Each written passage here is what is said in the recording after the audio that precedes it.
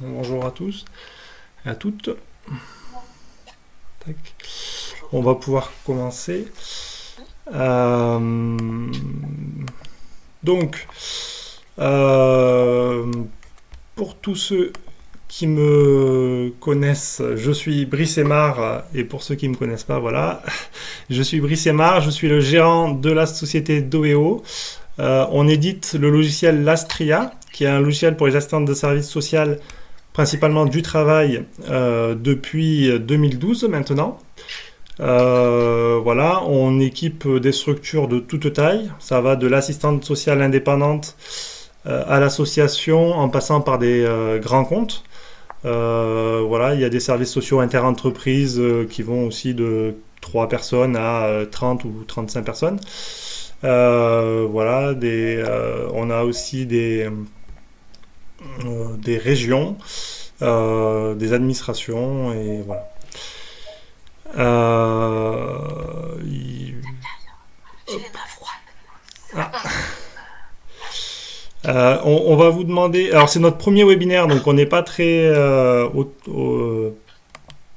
top encore, mais on espère que ça va très bien se passer. On vous demande si vous avez des questions de les poser dans le chat, dans la zone de discussion. Comme ça, on les sélectionnera à la fin pour y répondre. Et je laisse du coup Fabienne se présenter, qui va co-animer avec moi le webinaire. Donc, Fabienne Siron, je suis cofondatrice de Nivalis Conseil. Mais pour ce qui nous intéresse plus particulièrement aujourd'hui, j'ai été assistante sociale, j'ai toujours mon diplôme d'État, mais j'ai été assistante sociale du travail aussi bien en tant que salariée d'une entreprise que après en inter-entreprise. Voilà pour le plus important, mais j'y reviendrai. Ce qui est important aussi de savoir pour vous, c'est pourquoi cette association avec Doeo.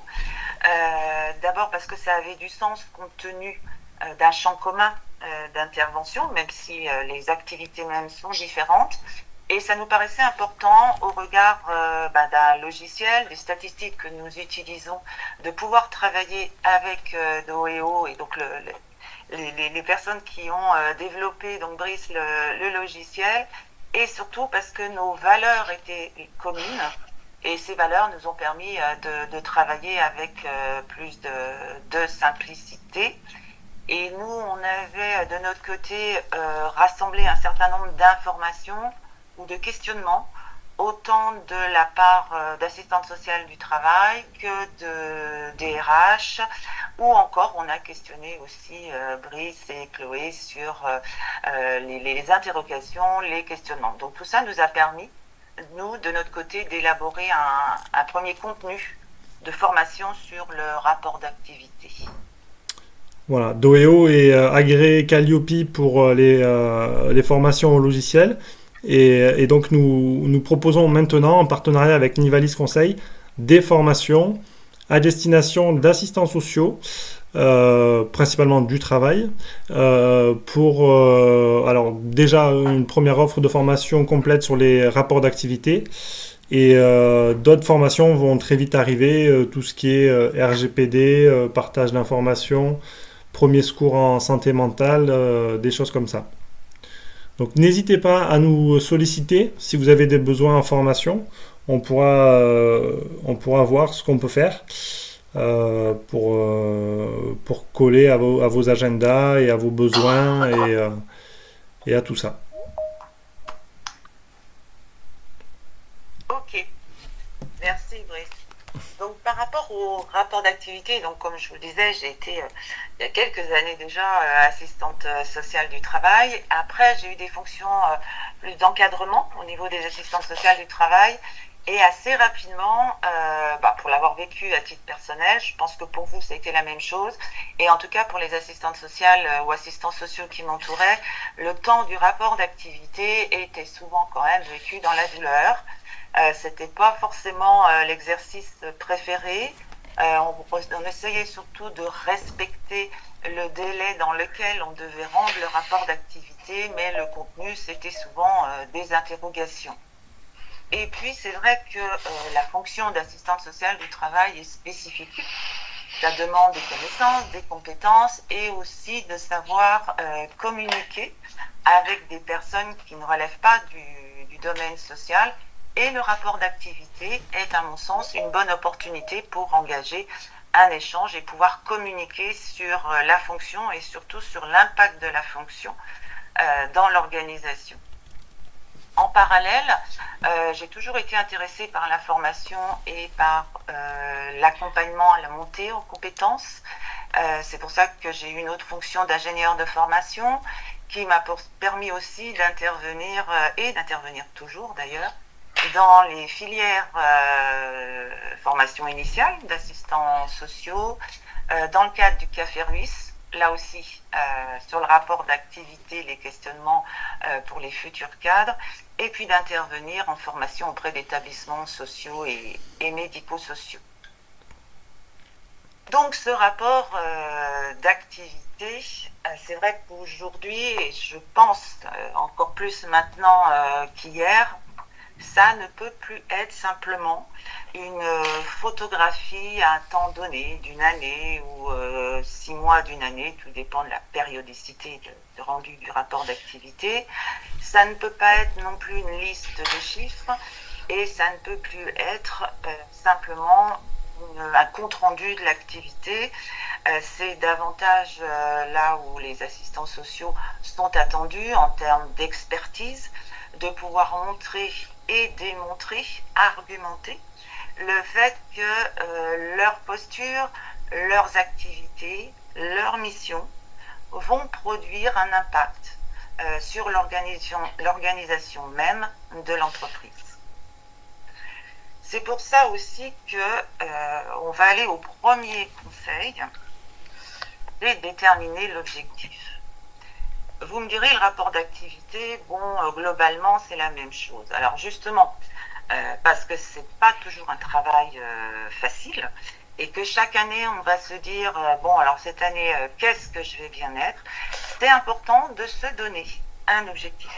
Qu'est-ce que je vais vouloir cette année mettre en avant, mettre en exergue? Qu'est-ce que je vais vouloir développer, attirer l'attention sur quoi? Est-ce que mon rapport d'activité, d'ailleurs, il va s'adresser en fonction de l'organisation de vos services à mon supérieur hiérarchique ou au contraire directement à un DRH, à un CSE ou à un premier niveau de chef de service pour ensuite passer à d'autres niveaux de direction quand je pense par exemple au ministère. Donc même s'il y a une commande globale, vous, dans votre poste, qu'est-ce qu'il y a eu de spécifique et qu'est-ce que vous allez vouloir dire et à qui vous vous adressez? Ça, je vous parle du rapport d'activité au niveau écrit. Ça veut dire qu'il y a des choses que vous allez écrire, d'autres peut-être pas. Mais par contre, à l'oral, lors de l'échange avec vos interlocuteurs, vous allez pouvoir l'aborder. Mais année par année, quand encore c'est votre rythme, quel est l'objectif? D'une part, ça donne un intérêt au lecteur et pour vous, ça vous remobilise, ça vous remotive sur quelque chose quand même d'un peu nouveau. Voilà ce que je peux dire sur l'objectif de votre rapport d'activité. CVBG. Alors, il y a quelqu'un qui a Je laisse la... encore son micro apparemment ouvert. Ah. Mais c'est pas grave. Le deuxième conseil, c'est comment avoir des données chiffrées rapidement, comment ne pas passer des journées entières à compter des bâtons et des chiffres comme certaines le font et encore il n'y a pas longtemps. Nous on propose un logiciel, mais le logiciel, encore faut-il le paramétrer correctement et savoir un petit peu ce qu'on veut au début, mettre dans le rapport d'activité pour que la saisie à la fin de l'année, on ait tout bien rentré. Donc, pour avoir des données de bonne qualité, dans un premier temps, il faut identifier les données qui sont importantes pour votre rapport d'activité. Avec l'Astria, vous pouvez choisir les champs des données du bénéficiaire et choisir celles qui sont importantes. Vous pouvez dire par exemple que l'âge c'est important évidemment, mais que le contrat de travail ou je ne sais pas, la situation familiale ou la composition familiale sont des champs importants. À partir de là, cela permet de vous aider à bien remplir vos données et suivre les informations manquantes rapidement. Si vous utilisez les outils informations non définies régulièrement, vous n'aurez pas d'erreur ou de non définies lorsque vous sortirez vos stats. Vous aurez un suivi régulier des données manquantes et vous allez pouvoir aller chercher assez vite, au moins vous aurez toujours en lien avec le bénéficiaire pour récupérer une information manquante. Voilà, et car il n'est pas forcément simple de retrouver le type de contrat de travail ou l'âge d'une personne que vous avez rencontrée en janvier lorsque vous faites votre rapport en décembre. Donc prenez un peu de temps pour définir les champs importants et régulièrement, il faut aller dans les infos non définies, vérifier la qualité de votre saisie, voir s'il n'y a pas trop d'erreurs, s'il n'y a pas eu d'oubli, si la personne, vous l'avez eu que 5 minutes au téléphone, donc il faudrait peut-être voir, avoir un peu plus d'infos sur elle pour que dans votre rapport d'activité, vous ayez des chiffres de bonne qualité à la fin. Voilà.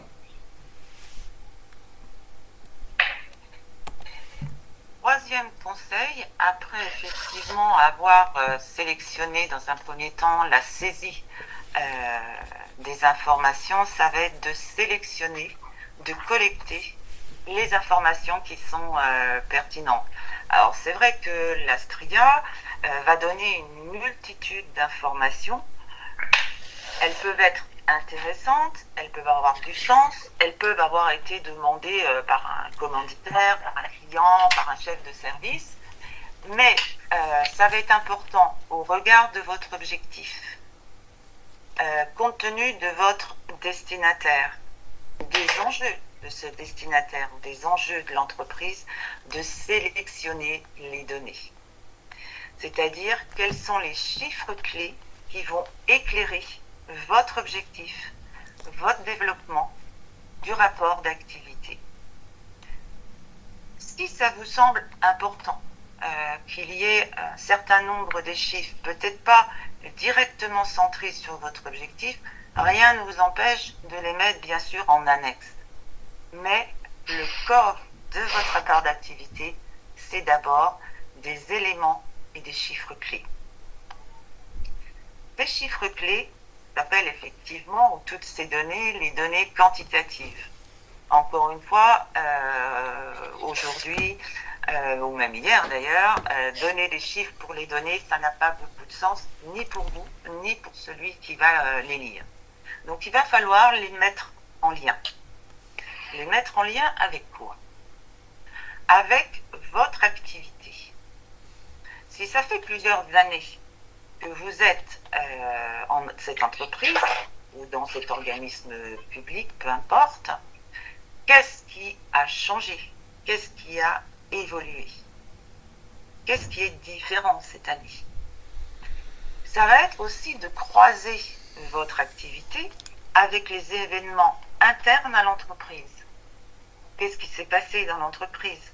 Est-ce que par exemple, une entreprise où il y a plusieurs établissements, finalement, depuis 1 an, 2 ans, tout le monde est regroupé. Ça a certainement des impacts sur votre activité. Il peut y avoir aussi un accord d'entreprise qui va mettre en qualité de vie au travail, focus pour les salariés en situation de handicap.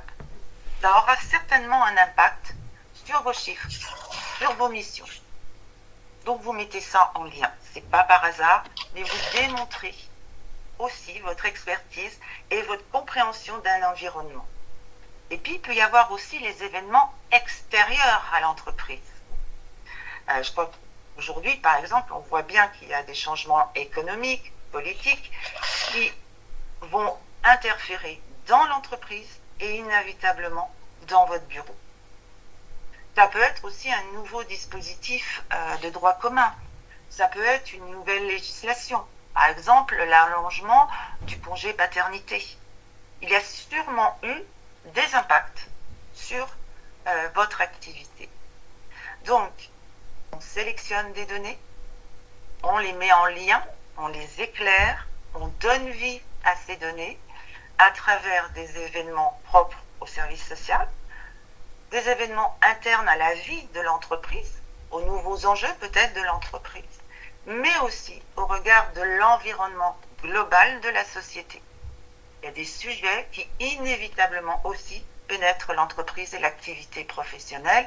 Pour n'en citer qu'un, parce qu'aujourd'hui il y a de la littérature, mais ce n'était pas le cas il y a quelques temps, c'est toutes les difficultés ou toutes les problématiques liées aux aidants familiaux. Donc, vos informations, vous allez les sélectionner en fonction, non pas simplement de vos chiffres, mais en fonction de plusieurs paramètres. On peut passer au 4e conseil. Préparer les grandes lignes du rapport d'activité. Là, on est un peu plus dans le vif du sujet, mais à partir du moment où vous avez sélectionné vos données, ça va aussi vous permettre de prendre un peu de distance par rapport à votre activité et parfois aussi, je ne dis pas pour tout le monde, mais sortir de cette échéance de je dois rendre le rapport d'activité dans 3 semaines, dans 1 mois, dans 2 mois, il faut que tout soit fait. Donc ça veut dire que vous avez déjà vos données, que vous avez déjà vos éléments d'analyse et vos contextes, vos enjeux. Donc vous allez pouvoir commencer à amorcer le développement de votre rapport d'activité. Alors, il peut y avoir quelque chose avant le développement de très classique, c'est l'introduction et bien sûr, au final, la conclusion. Petit point sur l'introduction, essayez, dans la mesure du possible, qu'elle ne soit pas la même d'année en année. Encore une fois, votre introduction, même si vous êtes dans une obligation quelconque de présentation, de donner des jours de vacation, l'important, ça va être dans votre introduction de pouvoir rappeler votre objectif et donc l'axe dans lequel vous allez rédiger ce rapport d'activité. Puis ensuite, vous passez au développement. Donc le développement, ça va être, on en a déjà parlé, les chiffres clés, un peu là, pour le coup, un peu une photographie de l'année, mais en mettant en lien, par exemple, avec les années précédentes. Et puis, ça va être une analyse de cet existant. C'est là où vous allez, par la rédaction, croiser ces données, éclairer et donner à voir, d'une part, votre expertise, mais d'autre part, votre compréhension à travers le filtre du bureau du service social, de l'activité du service social, vous donnez votre éclairage. C'est là où le rapport d'activité dans le contenu est également un support de veille sociale. C'est, alors, pas faire un exercice d'écriture, c'est pas le but et de toute façon on n'en a pas le temps, mais ça va être ça, vraiment le temps de l'attention, c'est comment j'éclaire mes chiffres, comment je les argumente, comment je les démonte. Encore une fois, dire je suis un expert, ok, d'accord, mais prouvez-le. Et là, vous allez le prouver à travers ce développement que vous allez éclairer. Si par exemple c'est l'année où vous avez réalisé plusieurs, ou même une seule, des fois ça suffit, actions de sensibilisation ou actions collectives, alors vous pouvez. Mais l'intérêt ici n'est pas forcément de dire voilà ce que j'ai rencontré comme difficulté, voilà la méthodologie, à part si ça a un sens, bien évidemment. Mais ce qui va être intéressant, c'est qu'est-ce que vous évaluez de cette action collective? Qu'est-ce qu'elle a produit sur les collaborateurs, voire même sur les managers, quand c'est de la sensibilisation, par exemple, auprès des managers. Encore une fois, l'idée, c'est quel est l'impact de votre fonction dans une organisation. Votre expertise, elle est là. Démontrez-la, argumentez-la. Et puis la conclusion. Alors la conclusion, c'est peut-être très basique, vous êtes peut-être tous et toutes au clair, mais la conclusion, je tiens à le dire, ça n'amène jamais un nouvel élément. Ça, c'est pas possible. La conclusion, c'est un peu une synthèse des points forts de votre rapport d'activité et des perspectives qui s'ouvrent à partir de votre analyse. certains parlent de perspectives, d'autres de préconisations. C'est là où effectivement vous ouvrez le champ, et ça aussi parce que le souhait, au-delà de faire l'exercice parce qu'il est demandé, c'est qu'il soit lu et qu'il donne envie et qui donne la possibilité d'échanger sur ce qui a déjà été amélioré, ce qui a fonctionné, mais que ce que l'on peut aussi améliorer, tant dans l'intervention du professionnel que, par exemple, dans la politique sociale de l'entreprise publique ou privée. Nous arrivons au 5e conseil. Donc, concevoir une mise en forme qui donne envie de lire, ça c'est très important. Ça veut dire que je me permettrai de vous conseiller vraiment de soigner la première page. Alors, il y en a certains l'appellent la page de garde, d'autres la première de couve, que vous voulez. En tout cas, la première page, c'est celle qui donne à voir qui vous êtes. Vous allez voir à travers cette première page votre rigueur, votre charte graphique. Et puis, on va voir le service social. Donc, c'est quelque chose à réfléchir, à privilégier. Je parle de charte graphique parce que ce qui est important aussi, c'est si vous décidez, alors en équipe, dans un service, que sais-je, d'adopter une charte graphique, il est important, à mon sens, que vous la gardiez du début à la fin. Là aussi, mais ça vous le savez par votre activité, vous n'écrivez pas que pour vous, vous écrivez pour quelqu'un. Donc il va falloir lui donner envie en l'aidant à trouver l'information. Je me permets juste une parenthèse, numéroter les pages de votre rapport d'activité. Ça peut paraître un conseil peut-être entre guillemets scolaire, mais c'est pas par hasard que je vous dis ça. Si votre rapport d'activité est assez copieux parce que ça a été une année riche, etc., un sommaire, c'est pas inutile. Parce qu'encore une fois, lorsqu'il y aura un échange à partir de votre outil, ça va aider de votre support, ça va aider votre interlocuteur à se dire il y a tel point je voudrais voir avec vous, donc il saura la page et il saura en même temps où trouver directement l'information. Ça veut dire aussi, si je puis me permettre, une écriture simple, concise, pas de longues phrases. Il faut être efficace. Vous savez, vous travaillez dans des organisations où aujourd'hui, plus personne n'a le temps de rien.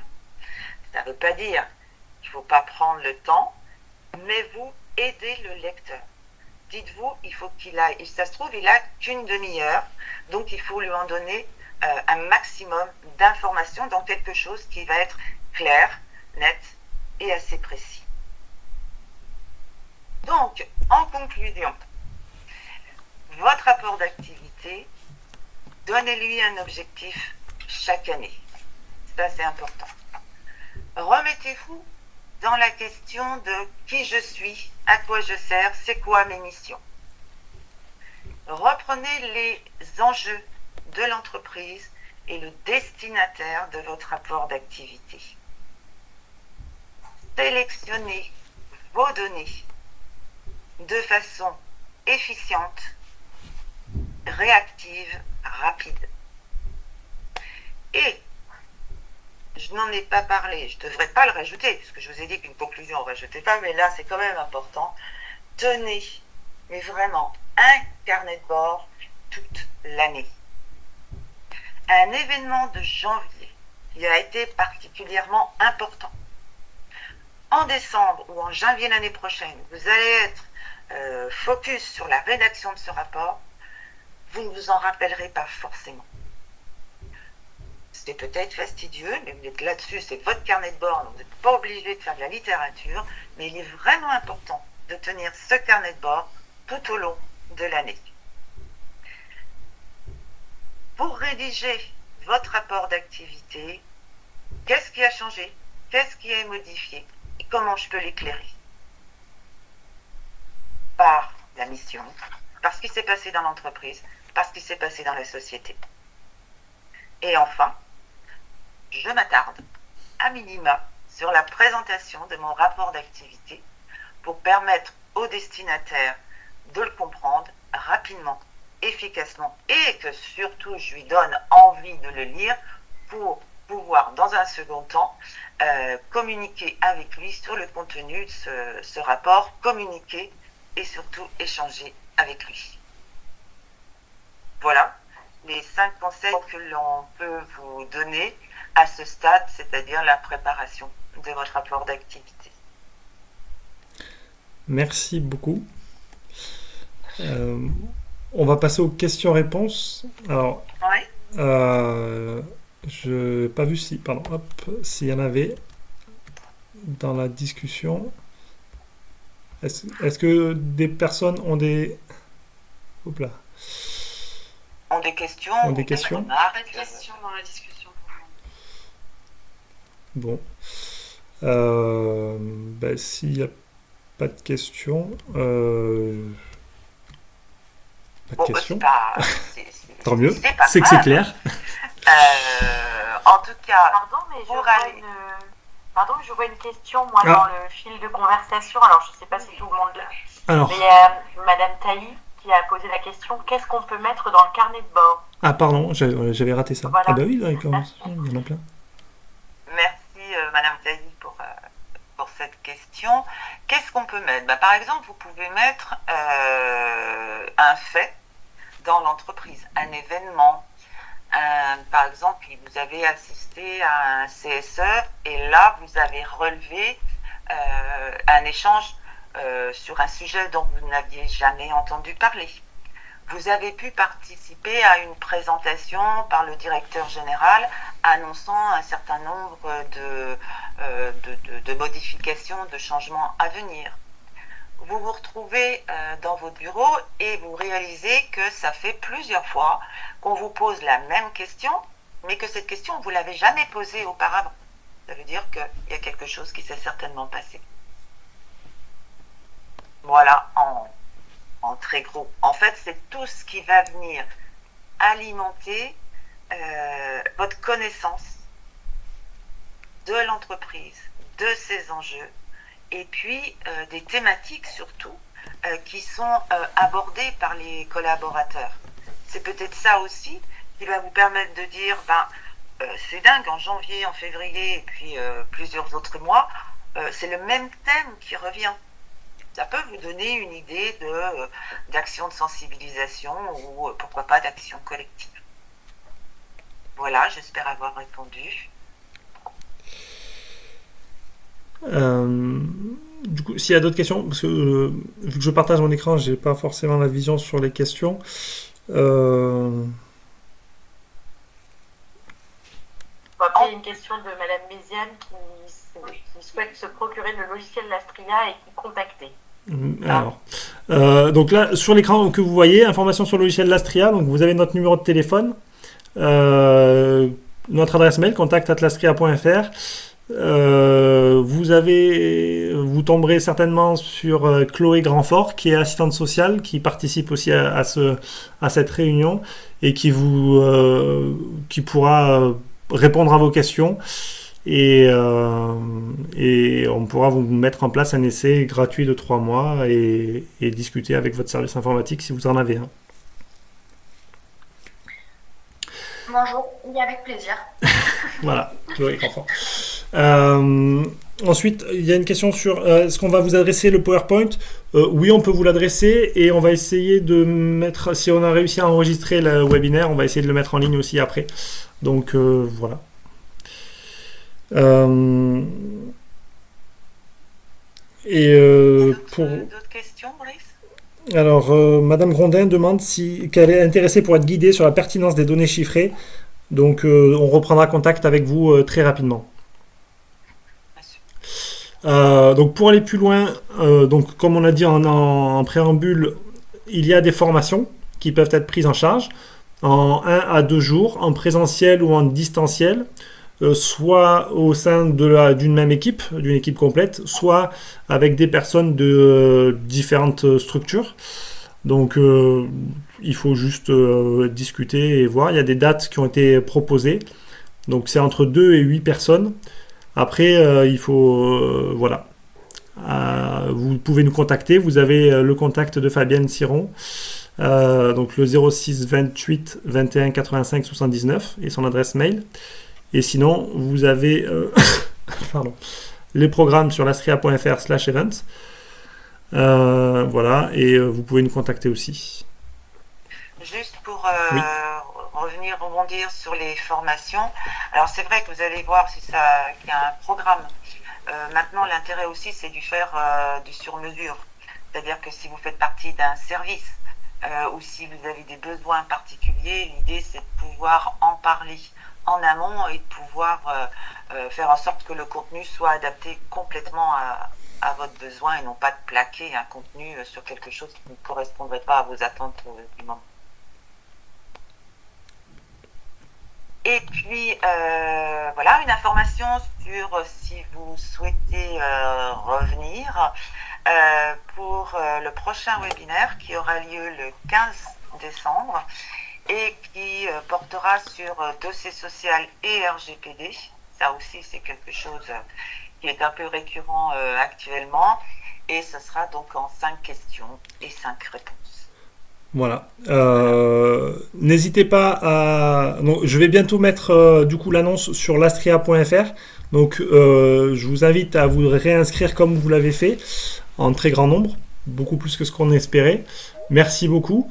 Donc on essaiera de faire d'autres webinaires en 2023 sur des thématiques différentes, soit sur le social en général, soit uniquement sur l'Astria, sur un petit focus sur des fonctionnalités. Ce sera... Voilà. N'hésitez pas aussi, s'il vous plaît, à nous envoyer vos retours, ce que vous avez pensé de notre webinaire, nous donner votre avis. Vous pouvez l'envoyer sur contact@lastria.fr. Ce sera avec plaisir qu'on les lira et qu'on vous répondra. C'est le premier, c'est pas notre métier, mais voilà, on espère qu'on a été bon. On a encore une question sur des informations techniques sur l'extraction de données. Je suppose que ça c'est lié à l'Astria. Donc ça se passe dans les statistiques. Je pense qu'on reprendra contact avec vous, madame. Voilà. Donc on essaiera de faire un webinaire plus technique du coup sur les statistiques. Mais on avait besoin de faire un premier webinaire pour présenter plus le rapport d'activité d'abord. Après, on pourra faire un peu plus en détail. Voilà.